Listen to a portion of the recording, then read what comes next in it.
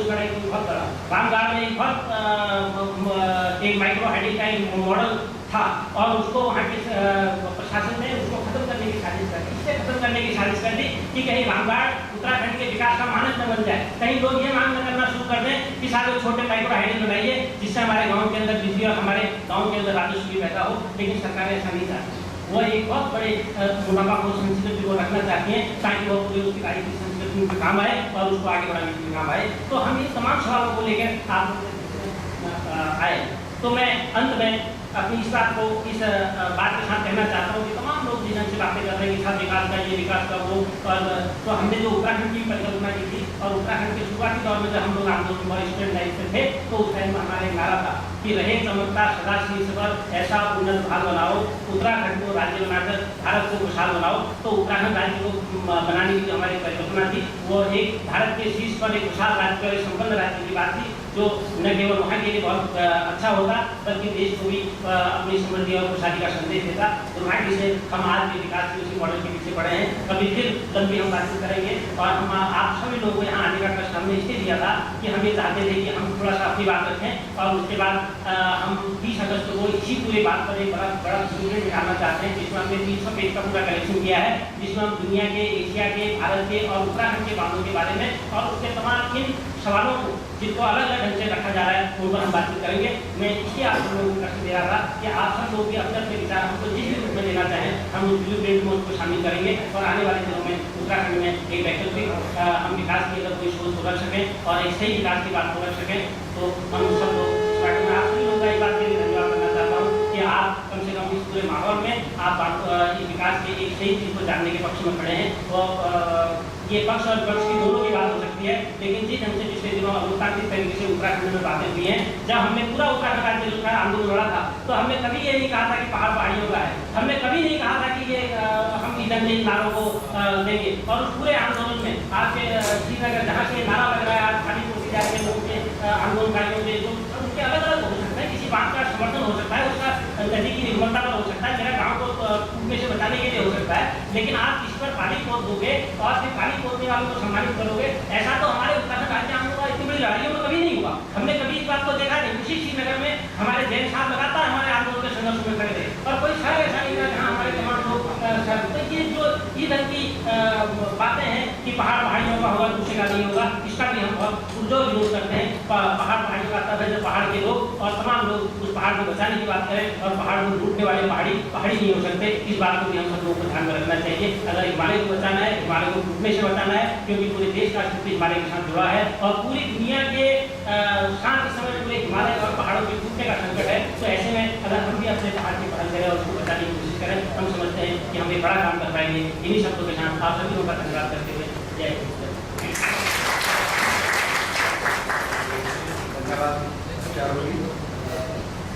बांध का सवाल विकास का सवाल बनाकर जिस तरह से जनता के सामने पेश किया जा रहा है,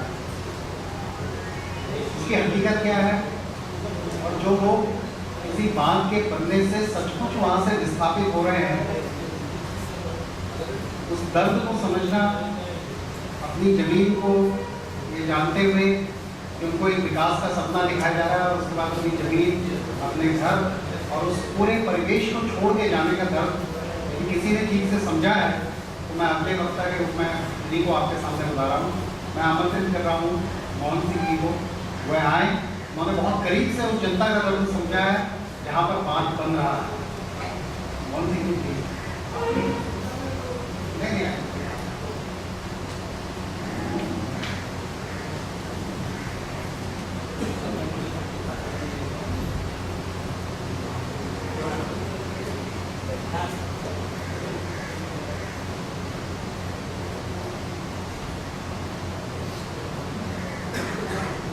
भारत माता की, गंगा की, हिमालय की।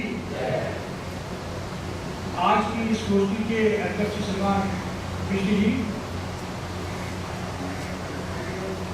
हिमालय के सरोकारों से जुड़े हुए हमारे मित्र श्रीमान शमशेर सिंह मिश्र जी, श्रीमान रतन जी, श्रीमान चौहान जी और जो इस गोष्ठी को संचालित कर रहे हैं श्रीमान चौधरी जी, श्रीमान मैनवाल जी, श्रीमान विजया पाठक जी, श्रीमान लक्ष्मीराम कंता जी, श्रीमान विनोद तिवारी जी, श्रीमान निरंजन जी, श्रीमान सुनियाल जी और तमाम यहाँ पर आए हुए मेघाविलास जी आत्मा हिमालय के पुत्र भाई बहनों प्यारे बच्चों और पत्रकार बंधु। पहला तो यहाँ पर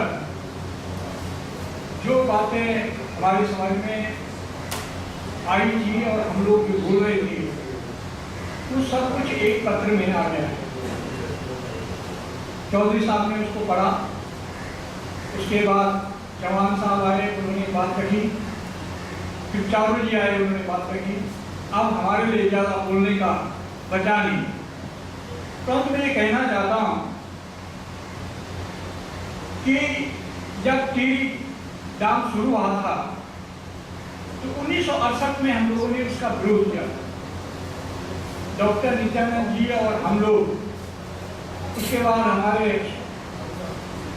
श्रीमान बोगड़ा जी के साथियों ने, और जब हम उसका विरोध कर रहे थे कि इतनी बड़ी हाइट का मतलब बनाओ, यहाँ की सारी चीजें हमने रखी थी, तो उस समय लोगों के समझ में बात नहीं आई। सब कहते थे आप गलत कह रहे हैं, विकास को रोक रहे हैं, ये बढ़ना चाहिए। और उसके विरोध करते करते वो जब योजना बन गई, उसके अच्छे परिणाम या गलत जो परिणाम आए हैं वो सबके सामने है। फिर ये कहा गया कि भाई बड़े बांध नहीं बनेंगे, छोटे बनेंगे, छोटों की बात आई। आपको ये पता होगा कि अंग्रेजों ने पूरे उत्तराखंड में 1937 में 46 बांध बनाने की रचना की और वही सर्वे सिंचाई विभाग ने बराबर चलता रहा और वो बन नहीं पाए। केवल उसमें से एक ही बांध सफल हुआ, वो टीडी डैम हुआ। उसके बाद ऐसी सीरीज शुरू हो गई कि लगा कि नदी नहीं है, वो ऐसा दोहन ऐसा लग रहा है कि हम माँ का दूध तो पीएंगे ही परंतु माँ का रक्त भी पीएंगे। हमने जब वहाँ पर विकास की बात की, बिजली की बात कही, परंतु उसके साथ हमारे साथ आस्था और पर्यावरण भी है। तो आस्था और पर्यावरण को तो मार दिया जा रहा है। केवल विकास की अवधारणा वाली बात कहकर के विद्युत को उत्पादन करना और वो भी पूरे कंपनियों के द्वारा बनाना, जिस कंपनी जब उनको 1000 हेक्टेयर जमीन दी जाती है तो 1 लाख हेक्टेयर जमीन पर कब्जा करते हैं। 1 लाख हेक्टेयर जमीन का यानी 99, ये जो परसेंटेज है उसके हिसाब से कोई मुआवजा नहीं, कोई उसकी रकम नहीं।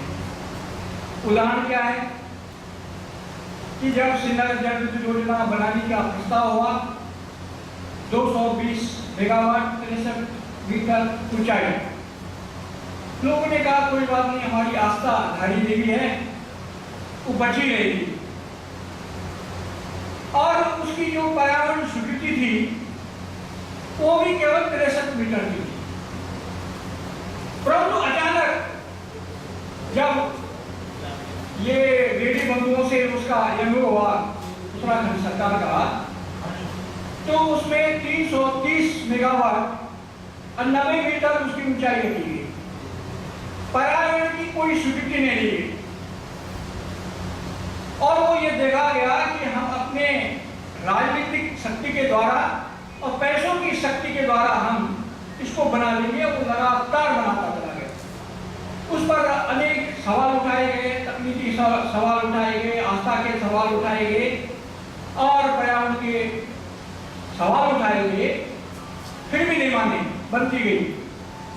और उसकी वास्तविक जो ऊंचाई है वो 110 मीटर पर बना रहा। उसके जो प्लानिंग की उन्होंने, जो वहाँ जो पावर हाउस में जो पानी आएगा 110 मीटर, बिजली कितनी होगी 420 मेगावाट, यानी 100 मेगावाट की 7 जोड़ी। और उसमें हमारे उसी क्षेत्र के कुछ लोग जिनको ठेके दिए गए, जिनको खरीदा गया, उनको ऐसा किया गया, 90 लोग ऐसे दिए गए जिनको कि घर बैठे तनख्वाह दी जाती है। किसी को 30,000 पर मंथ, किसी को 50,000 पर मंथ, तो उनका कोई काम नहीं है। वो केवल जो है जब आवाज उठती है कि ये आस्था के सवाल में इसको, तो उसको वो दबाने के लिए खड़े होते हैं। कितना खरीदा जा सकता है, ये इसकी कहानी बहुत है। यहाँ तक कि जो मंत्री यहाँ पर खड़ा जो धरने में बैठा, वो मंदाकिनी बचाओ आंदोलन में सबसे आगे था। वहां का जो सांसद था वो भी उनके धरनों में बैठा, और आज वो कह रहा है नहीं, उस समय की बात अलग थी, आज की बात अलग है। ये स्थिति है। और वो कह रहे हैं साहब उसका कोई इतिहास नहीं है। धारी देवी के मंदिर का सवाल नहीं है। मंदिर छोटा हो, आज बना हो या अभी बन रहा हो, उसकी बात नहीं है। मूर्ति कब से है वहां पर, वो स्थान कब से है? तो जब उसका सर्वेक्षण किया गया और पुरातन विभाग ने सर्वेक्षण किया कि ये अनादि है, स्थान तो अनादि है, परंतु मूर्ति का ऐसा स्थान मिलता है कि 200 वर्ष से पहले ये मूर्ति यहाँ पर रखी गई। तो आपकी विरासत में आ, हेरिटेज में आ गया है, पुरातत्व में आ गया है, आप कैसे हटा सकते हैं? और 1900 जब यहाँ पर हमारे प्रधानमंत्री नरसिंह राव जी सरकार थी, तो उन्होंने एक कानून बनाया, पार्लियामेंट के द्वारा एक एक्ट बना कि 1947 तक के जो स्थान जैसे हैं, धार्मिक स्थान जो हेरिटेज के, उनको छेड़ा नहीं जाएगा, वो विस्थापित नहीं होंगे। उस कानून का उल्लंघन हो रहा है। और जो एमओ हुआ उत्तराखंड सरकार का, जिस समय हुआ उस समय जो 63 मीटर की ऊंचाई का जो क्लियरेंस था पर्यावरण का, वो समाप्त हो चुका था। आज ये उसको पड़ा है इलीगल, और आज कह रहे हैं साहब 80% बन गया, आपको बनने दो। मैं ये कहता हूं कि दिल्ली में अवैध बस्तियां बनी, बड़े बड़े टावर मिले, उनको क्यों उजाड़ा? कि मैंने याद है उत्तराखंड में जो इलीगल हो रहा है और वो हो गया है पूरा, उसके बनने दो। और क्या मानसिकता जा रही है उत्तराखंड को, किस प्रकार से मतलब उसको समझाया जा रहा है जनता को कि भाई अब तो बन गए, क्यों उजाड़ना है? इसका क्या मतलब? तो आप जो कानून है उसको समाप्त करते जाओ। कायदे एक गरीब आदमी एक नाली जमीन पर कब्जा करता है, उसको तो आप बेदखल कर देते हैं। और एक आदमी जब अभी सेंचुरी में भी जा रहा था, वहां कालशिला में पहले के मंदिर बने थे, आज सेंचुरी वालों ने उनको तोड़ दिया। जो सेंचुरी में गांव बसे हुए उनको हटा रहे हैं। भाई बसे हुए लोग, आपका क्या तर्क है? जो तो कितनी तर्क आप उस अनियमितता को, उस कानून की अवहेलना को क्यों पोषण दे रहे हैं? ये स्थिति उन्होंने पैदा कर दी। और कुछ लोगों ने कहा साहब बांध क्यों बन रहे थे, उन 3 बांधों को क्यों बंद कर दिया? वो तो खुलने चाहिए। तो जब कहते हैं साहब जो खुलने चाहिए, आखिर बनाते समय तो आपको मंजूरी मिलती है, तो बंद करने के लिए कोई भी राजनेता, कोई प्रधानमंत्री, राष्ट्रपति आंख मूंद करके बंद नहीं कर सकता जब तक कि उसके पीछे कोई लॉजिक ना हो। एक्सपर्ट जो बैठे उन्होंने विचार किया, वास्तव में गलत बन रहे हैं, नहीं बननी चाहिए, तो बंद किए गए। जब एक्सपर्ट बोल रहे हैं कि बंद करनी चाहिए, उन्होंने बंद कर दिया, आपने नहीं इसको खुलवा दिया, जबरदस्ती खुलवा दिया। क्या गंगा? हमने कहा भाई बद्रीनाथ, केदारनाथ, जगन्नाथ, यमुनोत्री, गंगोत्री, यहाँ के तीर्थों को देखने के लिए लोग आते हैं और युगों से आ रहे हैं। ये आस्था के प्रतीक है। यहाँ पर्यावरण का करता है, यहाँ की सारी चीजें विश्व को, हिमालय केवल उत्तराखंड का ही नहीं है, नदियां केवल उत्तराखंड की नहीं है, वहाँ की बायोडायवर्सिटी या वो इकोलॉजी केवल उत्तराखंड के लिए नहीं, पूरे विश्व के लिए, विश्व उसका उपभोग कर रहा है और उसको आप नष्ट कर रहे हैं। इसके लिए हम आगे आए, उसमें राजनीतिक दलों से बंद करके कोई काम नहीं हो सकता।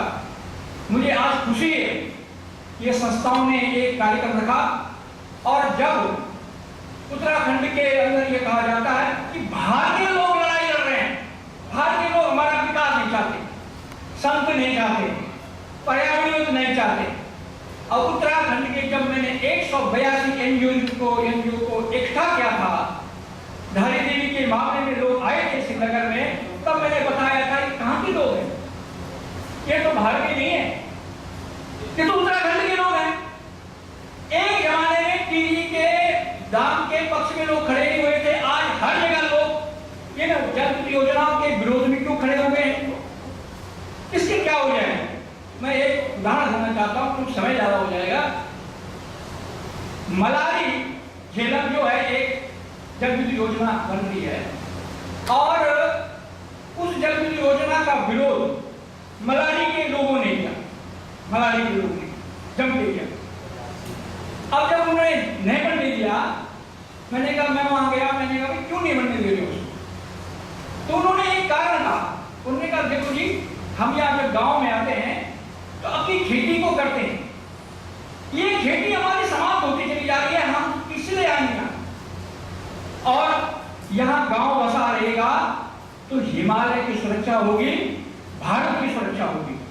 अगर हिमालय में चहल पहल नहीं रहेगी, वहां के मूल निवासी नहीं रहेंगे, हिमालय कहां से बचेगा, भारत कैसे बचेगा?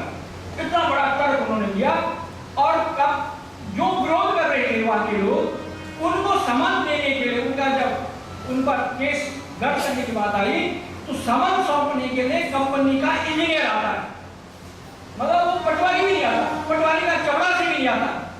कितनी बड़ी बात हुई है, कैसे हमको कुचला जा रहा है। और ये जब बातें चल रही हैं, तो इन बातों के खिलाफ पहले लोग खिलाफ नहीं थे जल विद्युत योजनाओं के, आज खिलाफ है। देवाल के पास पिंडर में जो डैम बनाए, आज तक वो शुरू नहीं कर पाए, वो काम वहां की जनता खड़ी हो गई। विभिन्न स्थानों की बातें हैं, और मुझे आज खुशी है कि आप सब लोग यहाँ पर आए। अगर हम दिल्ली के बजाय अब उत्तरकाशी में, श्रीनगर में, और आगे जाकर मुंशियारी में, ऐसी जगह जाकर के कुछ कोशिशें करेंगे, तो लोगों के अंदर हिम्मत आएगी। और इस प्रकार से बेइज्जत किया जा रहा है, देखो पक्ष और विपक्ष, और ये हमारे संविधान में भी है, आपको अपनी बात कहने का स्वतंत्रता है। डॉक्टर भरत झुंझुनवाला, जिन्होंने बड़े अध्ययन करके सारी बातों को करते हुए उनको काली पूजी जाती है, और मैं समझता जिस दिन पर काली पूजी गई, उस दिन मुझे ऐसा लगा पूरा उत्तराखंड के माथे पर उन्होंने काली पूजी। एक आदमी अपने कर्मों से जा रहा है, बंद वो तो नहीं कर रहा, बंद करने का तो जो बात है वो तो सरकार ने करनी है, एक्सपर्ट जो है वहां के विचार करने वो करेंगे, वो अपना पक्ष रख रहा है। क्या आप प्रजातंत्र में अपनी बातों को भी रखने का हक दबाना चाहते हैं? यहाँ पर कई लोगों ने पीड़ा व्यक्त की इस विषय में, ये स्थिति बन गई। अर्थात सरकारें और कंपनियां मिलकर के उत्तराखंड में आतंकवाद को जन्म दे रहे हैं, आतंकवाद को जन्म दिया जा रहा है। इसके भविष्य में बड़े परिणाम हो सकते हैं अगर वहां की जनता खड़ी नहीं है। आप भी कह रहे हैं हमारी रोजी रोटी का सवाल, हम जब 1967-68 में घूमते थे, हम एक ही बात कहते थे कि हल्द्वानी से, टनकपुर से, रामनगर से, कोटद्वार से, और ये विकास नगर से, ऋषिकेश से जो ट्रक भर के सामान ले जा रहे हैं, वो ट्रक खाली वहां से लौटे नहीं पहाड़ों से, वो वहां की पैदावार को लेकर के नीचे आए, ऐसा सब उत्तराखंड चाहते थे। परंतु भाई बहनों, आज ऐसा नहीं हुआ है, वो स्वप्न टूट रहा है। हमारी खेती खत्म हो गई, हमारी बागवानी खत्म हो गई, हमारा जो आस्था का और जल जीवन का वो सवाल थे वो समाप्त हो रहे हैं। जल, जमीन, जंगल, जन, धन सब बह रहा है, ये परेशानियां हो गई हैं। और ऐसे अवसर पर मैंने इन बातों को लेकर प्रधानमंत्री जी को 4 पत्र लिखे। क्या बात है, उन 4 पत्रों में 2 पत्र मेरे पास है, क्योंकि कहा था, अगर आपने जल जीवन योजना बनानी है तो उसके लिए आप पहले हाई पावर कमेटी बनाओ। उस हाई पावर कमेटी में आप जो है सिविल सोसाइटी के जो एक्सपर्ट हैं, आस्थावान के लोग हैं, पर्यावरण के लोग हैं, टेक्नीशियन हैं, भूगर्भस्थ लोग हैं, उनको रखो और अपने भी रखो और वो निश्चित करें कि कौन योजना बननी चाहिए, कौन नहीं बननी चाहिए। आप कितना परसेंटेज पानी का लेंगे उस योजना के लिए वो तय करो, तब जाके आप आगे की बात सुनो। पर ऐसा नहीं है, ऐसा वो अभी करने के लिए नहीं है, इसके लिए दबाव बनाया जाएगा। और एक जो पहले 56 जल योजनाओं को बांटा गया था, उसके बाद हम लोगों ने आवाज उठाई, उसमें मेरी सरकार थी, फिर भी हम खड़े हुए, वो निरस्त हुए। और अब वो जो आप मुख्यमंत्री जी बैठे हैं वो चाह रहे हैं कि अपने क्षेत्रों को 200 जल योजनाओं को मैं बांटूं, और उन बांटने में उनकी एक कंपनी जो है आपके गुड़गांव की, उसको भी देने की उनकी साजिश चल रही। यानी कितना उनका व्यू है कि हम उत्तराखंड को कैसे बेचें और बेचते समय कितना हम उसका धन कमा लें, इस सारी साजिशें चल रही हैं। इन साजिशों का खिलाफत तो हम लोग कर ही रहे हैं और हम हर स्तर पर लड़ाई लड़ रहे हैं। हमको विकास भी चाहिए, हमको बिजली भी चाहिए और हमें पर्यावरण भी चाहिए, हमें आस्था भी चाहिए। इनके साथ सामंजस्य करते हुए हम आगे बढ़ेंगे। हमने कुछ बिंदु इसमें उठाए हैं, इनको समय लेके आप लोग पढ़ेंगे और मेरे मत से आप सहमत होंगे तो आगे भी बढ़ेंगे। ये मेरा आप लोगों से निवेदन है। बहुत बहुत धन्यवाद। बहुत सारी बातें कही जा सकती हैं, तो इतना ही मैं कहता हूँ कि मुझे आज आनंद आ रहा है कि हमारा ये पक्ष जो कि हमारे विरुद्ध जो लोग खड़े हुए हैं वो भी आज ये जानेंगे कि अभी पहाड़ बड़ा नहीं है, पहाड़ जिंदा है। हम इन तस्करों के साथ, इन जो बेईमानी कर रहे हैं उत्तराखंड के साथ, उनके खिलाफ लड़ेंगे इन्हीं शब्दों के साथ। जय भारत, जय उत्तराखंड, जय हिंद। धन्यवाद मोहन सिंह जी। वहाँ की जो वास्तविक हालत है उसका ब्यौरा आपके सामने उन्होंने रखा और ये बात बिल्कुल साफ है कि न्याय और कानून जो हाशिए पे खड़े लोग हैं, जो विस्थापित होने वाले हैं, उनके लिए अलग है, और वही न्याय और कानून जो वहाँ पर ठेके लेने वाले हैं, बड़ी बड़ी कंपनियों के मालिक हैं, उनके लिए उसका मतलब बिल्कुल अलग है। और किस तरह से उत्तराखंड बनने के साथ ही साथ वहाँ पर जो भी सरकारें काबिज हुई, उन्होंने वहाँ की जनता के विकास के सवाल को किस रूप में देखा, ये अलग एक बहुत लंबी कहानी है। लेकिन फिलहाल मैं अगले वक्ता के रूप में आमंत्रित कर रहा हूँ गिरिजा पाठक को। उन्होंने पिछले 30 सालों की जो छात्र राजनीति वहाँ उत्तराखंड में रही है उसमें ज़बरदस्त हिस्सेदारी की है। मैं उन्हें कहूँ कि वह आए और इस पूरे परिप्रेक्ष्य को आपके सामने रखें। सम्मानित पर बैठे प्रतिनिधिगण और हमारी बातचीत को सुन रहे सभी श्रोतागण, साथियों, मुझसे पहले जो भी हमारे साथी वक्ता रहे हैं, सभी ने हम क्यों एकत्रित हैं, जो पहाड़ के भीतर अभी अचानक कहा जाए वो तेजी आई। वैसे तो अगर शुरुआत करें तो टिहरी से शुरू हुआ है, लेकिन समय बीतने के साथ सरकारें बड़ी तेजी से विकास कर रही हैं और बहुत विकास ऐसा है, मुझे लगता है विकास नहीं हो रहा है, ये कहना बड़ी ज़्यादती है। आप अगर देखेंगे तो पूरी ज़मीन बेची गई है, बड़े बड़े वहाँ प्रॉपर्टी बिल्डर से लेके तमाम जो उद्योगपति हैं वो आ गए हैं, बिडरा आ गया है, टाटा आ गया है, तमाम रिलायंस से लेकर सारे वो आ गए हैं। पहाड़ के भीतर देखिएगा कि पहाड़ के पहाड़ जो है खरीद लिए गए हैं। वैसे ही बाग का सवाल भी है। तो ये कहना बड़ा मतलब मुझे लगता है नासमझदारी होगी कि पहाड़ का विकास नहीं हो रहा है। पहाड़ का बहुत विकास हो रहा है, बड़ी चमक दमक है। आप गुजरिएगा थोड़ा उधम सिंह नगर से तो बगल की जो सबसे फर्टाइल जमीन है वो आज तमाम उद्योगपतियों के कब्जे पर है। अब मामला यही बनता है कि इसके केंद्र में कौन है। कोई ऐसा नहीं है कि विकास नहीं चाह रहे हैं, वो लोग बड़े नासमझ हैं, ऐसा मॉडल ले आ रहे हैं कि बड़ा खराब हो जाएगा, खत्म हो जाएगा, कुछ नहीं बचेगा। वो बहुत समझदार है और जो उनके विकास के मॉडल में है, बीच में है, उसके लिए वो विकास कर रहे हैं। और इसलिए ये बहुत रोना धोना नहीं होना चाहिए कि कुछ नहीं हो रहा है, बहुत कुछ हो रहा है। और हम हैं जो हो रहा है उसको हम लोग स्वीकार नहीं कर रहे हैं। और अगर स्वीकार नहीं कर रहे हैं तो क्या स्वीकार किया जाए, अभी मुझे लगता है कि ये हमारी अभी एक समझदारी नहीं बन पाई। ये निश्चित रूप से एक बात है कि बात नहीं बनना चाहिए। ये भी बात है कि जो इंडस्ट्रियलाइजेशन है, औद्योगिकरण है, वो फर्टाइल जो हमारी सबसे फर्टाइल जमीन है उस पर नहीं होना चाहिए। ये भी सही बात है कि जो पहाड़ का आदमी है, पहाड़ पर पहला उसका है, उसको लेकर सारी विकास योजनाओं का ब्लूप्रिंट तैयार होना चाहिए। लेकिन जब तक ये समझदारी मुझे लगता है कि हमारे मन में नहीं आएगी कि ऐसा क्यों नहीं हो रहा है, ऐसा हो क्यों रहा है। चारू भाई ने एक चीज शुरुआत की कि बागू का सवाल उत्तराखंड का सवाल नहीं है।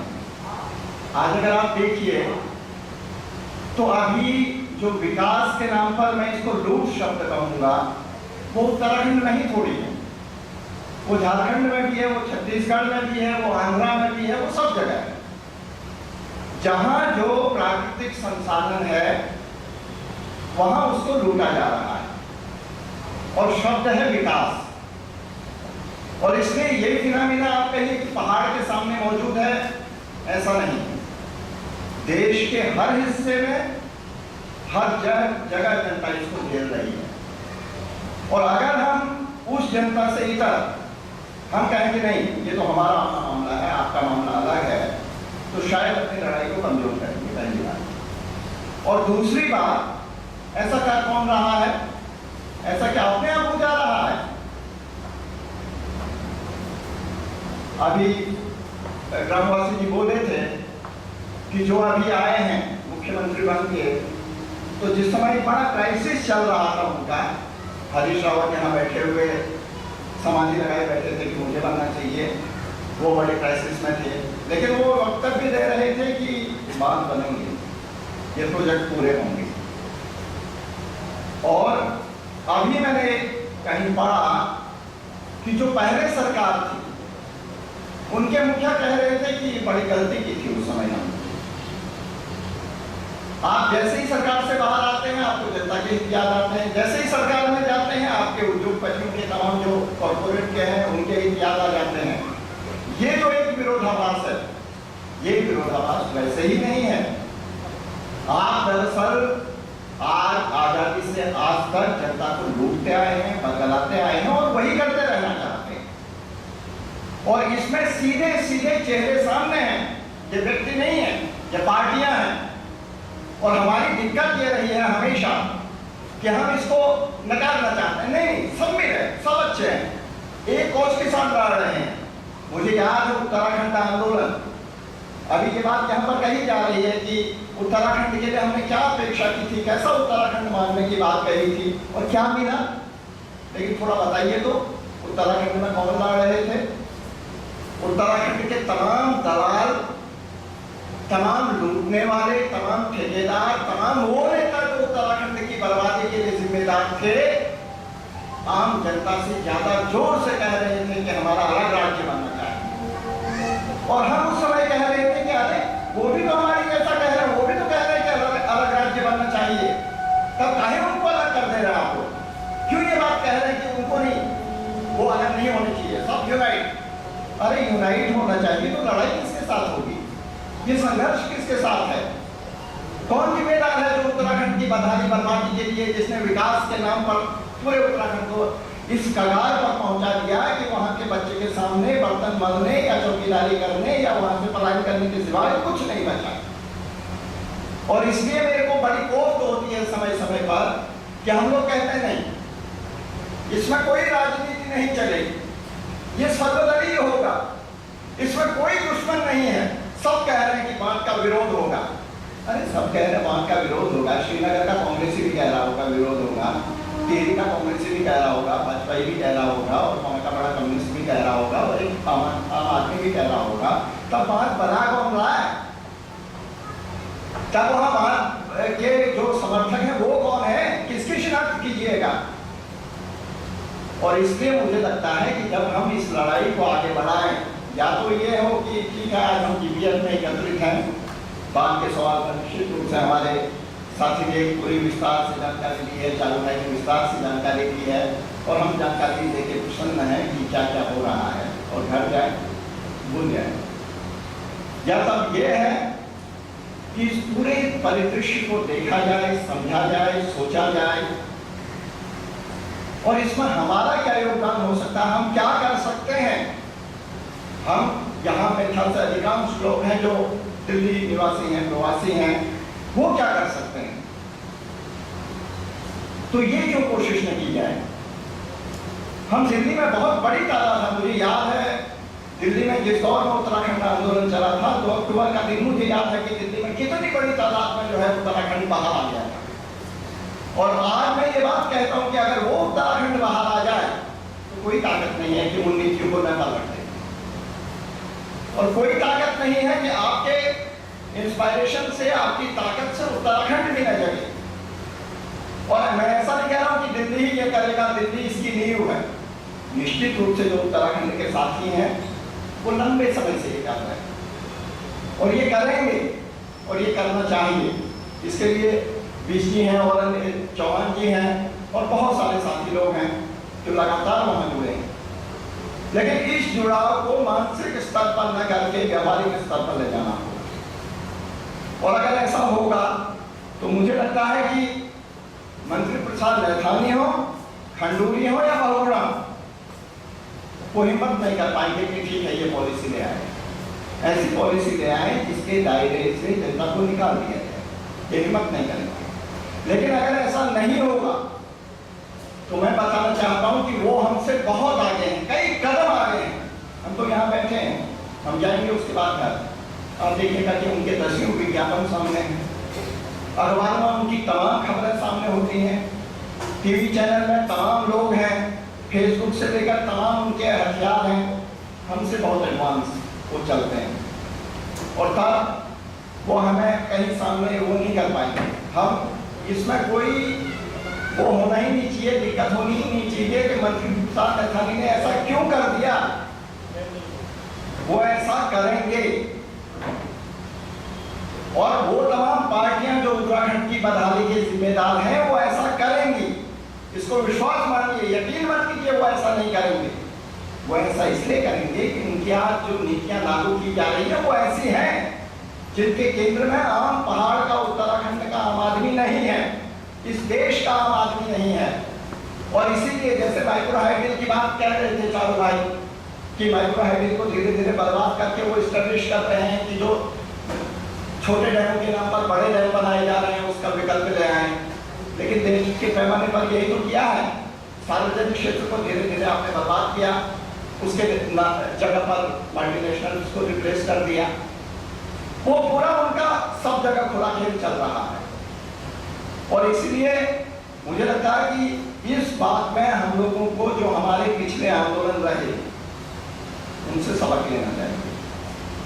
उत्तराखंड आंदोलन के भीतर चारू भाई से मैं ना इत्तेफाकी करता हूं कि वहां बोल पहाड़ी हल्ला बोल नहीं नारा लगा। ये हमारी ताकत होनी चाहिए कि ये नारा नहीं लगेगा, ये इस नारा का नारा नहीं है, और जो ये नारा लगा है वो किनारे जाए। हमारा ये है कॉन्सेप्ट कि उत्तराखंड के भीतर कौन उत्तराखंड का होगा। और जो ये लोग हैं जो आज बड़े बांधों का समर्थन कर रहे हैं, अगर उनकी पृष्ठभूमि में जाइए तो मंत्री प्रसाद नैथानी को टारगेट करके कुछ नहीं होगा, कांग्रेस को टारगेट करना पड़ेगा।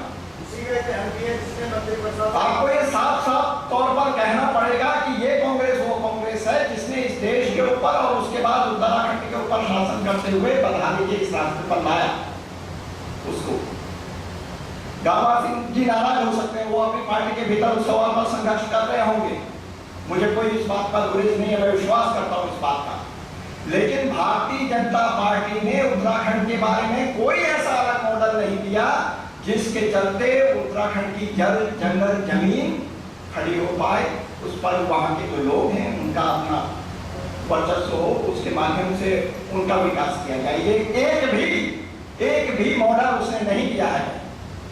सिद्धकुल अगर तिवारी जी बना रहे हैं तो खंडूरी जी आगे बढ़ा रहे हैं, खंडूरी जी कोई नया ला रहे हैं तो बहुगुणा जी उसको आगे बढ़ाएंगे। ये पूरी अंडरस्टैंडिंग है जो नीतियों के सवाल पर।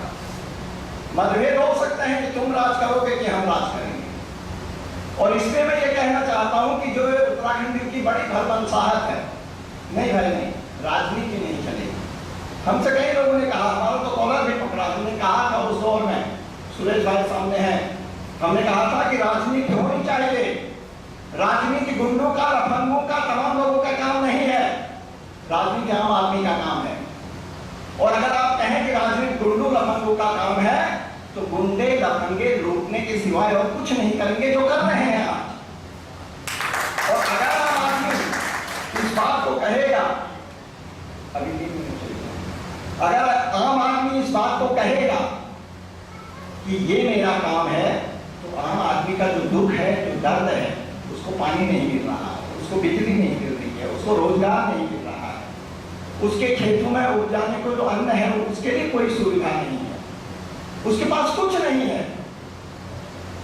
उसको दारू की बोतल जरूर मिल जा रही है, उसको पूरी जमीन से बेदखल जरूर कर दिया जा रहा है, उसके चारों ओर इस तरह का वातावरण जरूर बना दिया जा रहा है कि वो वहां से सिर झुका के बाहर निकल जाए। ये मैंने देखा है नैनीताल के आसपास कि नैनीताल की जमीन को तमाम बिल्डर्स को बेच के आज जमीन का मालिक वहां चौकीदारी कर रहा है। क्योंकि ये भी हमारी एक दिक्कत है कि हमारे पास ऐसा रहता नहीं, मान लिया हमने जमीन बेच दी, चलिए बड़ा अच्छा दाम मिल गए 20 लाख रुपए, लेकिन हमारी ये फितरत नहीं है कि उस 20 लाख को ये कोशिश करें कि किसी एक रूट पर लगा दें और शायद कुछ पैदा कर लें। फिर तो हम राजा होते हैं। 20 लाख जब तक जेब में होता है, दारू की बोतल भी होती है, शिकार भी होता है, कभी अंडा भी होता है, कभी बढ़िया सब्जी भी होती है, कभी घूमना फिरना भी होता है। जैसे ही 20 लाख वापस जाएगा उसकी बात है, पता चला डंडा हाथ और दरबारी अपने ही जमीन पर शुरू, और ये हो गया है। और इसीलिए मैं कहना चाहता हूँ जिन साथियों ने पूरा ये जिन संगठनों को ये बनाया है, इन जो ये सवाल है, ये सवाल सिर्फ बात बहस का नहीं है। बात बहस को समझ के हमें एक फोरम का निर्माण करते हुए इस क्रम को आगे बढ़ाना चाहिए। अगर यहाँ वो पक्ष अपनी बात कह रहा है तो दूसरे दिन हम भी तैयार रहे अपनी बात कहने के लिए। हम भी जाए एक दिन सामने सड़क पर जंतर मंतर के अंदर, हम भी कहें कि ये सवाल है पहाड़ का, ये समस्या है पहाड़ के अंदर। हम भी जाए तमाम इलाकों में जहाँ लोग हैं उनको बताया जाए कि आइए क्या मामला है, क्या हो गया है, पहाड़ विकास का मॉडल क्या होना चाहिए। क्योंकि मैंने सिद्धकुल के समय देखा था कि हम लोगों ने सिद्धकुल के समय कहा था कि अरे ये देखिए, मतलब इतनी फर्टाइल लैंड, उस पर इतनी बड़ी इंडस्ट्री बन जा रही है, सब खत्म कर दिया। लोगों ने हमसे कहा कि तुम लोग हमेशा विरोध करने के अलावा कुछ नहीं करते। अरे वहाँ पर टाटा आएगा, कुछ नहीं तो 1000-5000 लोगों को जॉब मिलेगा, ये क्यों नहीं सोचते हो। खैर हम लोगों ने कैंपेन जारी रखा, और जब उसमें जॉब मिलना शुरू हुआ फिर वो नौजवान हमारे पास आए और उन्होंने कहा कि भाई सब बिल्कुल सही बात कह रहे हैं। और हकीकत आज ये है कि बड़ा हिस्सा जो नौजवानों का वहाँ है वो 3000 से लेकर 5000 की बेकारी कर रहा है। 1 या 2% हिस्सा परमानेंट है, शेष हिस्सा कॉन्ट्रैक्ट में है। और अगर वो कहता है कि मेरे काम की स्थितियां ठीक की जाए, उसके अंदर अगर गेट मीटिंग भी करेगा तो उसकी वीडियो रिकॉर्डिंग होती है, वीडियो रिकॉर्डिंग थाने जाती है, थाने में वो लोग चिन्हित होते हैं और वो लोग रातों रात बाहर करते हैं। उनका तो ये पूरा मैकेनिज्म है। तो इसलिए मेरी ये एक इच्छा है, मैं चाहता हूँ साथी लोगों के ये स्वागत करता हूँ प्रयास का, लेकिन साथ ही ये भी चाहता हूँ कि ये जो क्रम है, ये क्रम किसी फोरम के माध्यम से आगे बढ़ाया जाए और इसको एक लगातार प्रक्रिया में रखा जाए, मात्र आज की गोष्ठी तक नहीं। अंत में मुझे समय दिया, मुझे बुलाया, इसके लिए धन्यवाद। विजय पाठक जी के सुझाव का हम स्वागत करते हैं। और वास्तव में ये बात बिल्कुल सच है, जो लोग उत्तराखंड की त्रासदी को उत्तराखंड के भीतर झेल रहे हैं वो एक अलग बात है, और यहाँ दिल्ली या बाहर जितने भी प्रवासी लोग उत्तराखंड से अपने आप को जुड़ा हुआ महसूस करते हैं, वो कम से कम वहाँ पर चल रही तमाम जन विरोधी प्रक्रियाओं को समझने की कोशिश कर सकते हैं, इकट्ठा हो सकते हैं, फोरम बना सकते हैं और उत्तराखंड के विकास के सवाल को वहाँ की आम जनता के जीवन के विकास के रूप में उसको चिन्हित कर उसके लिए कैसी परियोजनाएं होनी चाहिए, कैसे जमीन का वहाँ पर मसला हल होना चाहिए, इस सब तमाम चीज़ों को लेकर वहाँ के लिए एक लगातार काम भी इस फोरम के जरिए किया जा सकता है। साथियों, गोष्ठी का समय 8 बजे तक है। हमारे पास लगभग 40 मिनट हैं, जिसमें हमारे 2 वक्ता भी विशेष हैं और अध्यक्ष जी की अनुमति से, क्योंकि यहाँ पर बहुत सारे लोग यहाँ पर बोलना चाहते हैं, तो अध्यक्ष जी की अनुमति से अगले 10 मिनट हम ओपन सेशन रख रहे हैं, जिसमें जो भी आप अपने विचार यहाँ पे व्यक्त करना चाहें कृपया संक्षिप्त में अपने विचार यहाँ पर रखें। बाकी ये जितनी भी संस्थाएं हैं इसमें से आप किसी के भी पास जाके इस पूरी प्रक्रिया में आप हमारे साथी हो सकते हैं, हमें बड़ी खुशी होगी। खुशी की बात याद है कि हमारे बीच रघु तिवारी हैं, मैं उनका स्वागत करता हूँ तमाम संगठनों की ओर से। और इस क्रम में ये जो ओपन सेशन है, इस क्रम में मैं सबसे पहले आमंत्रित कर रहा हूँ सुशील बहुड़ा जी को, जो NDTV से हमारे बीच मौजूद हैं, तो कृपया आएँ और अपने विचार व्यक्त करें। समय 1 मिनट प्लीज।